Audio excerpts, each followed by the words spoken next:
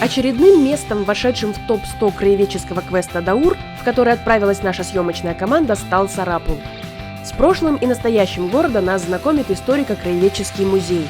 Центральным звеном экспозиции является деревянная рубленная крепость.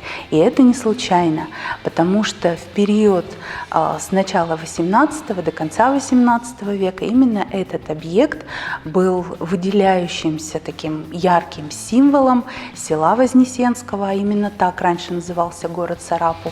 В музее также можно узнать историю уездного города, окунуться в атмосферу дореволюционного гимназического класса, а также познакомиться с природой.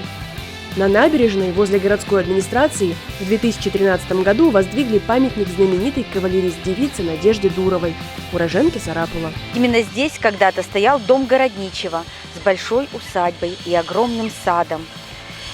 И именно здесь была когда-то и маленькая Надя Дурова. Дом кондитера Вольфа – еще одно интересное место в городе. В народе его называют «Дом пирожное». Также в городских кулинариях можно попробовать булочки, которые готовят по рецепту кондитера. Еще одна городская достопримечательность – церковь Воскресения Христова.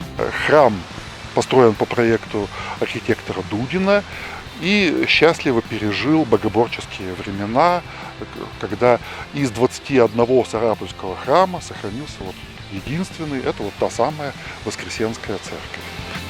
Участвуйте в квесте «Даур», исследуйте Удмуртию.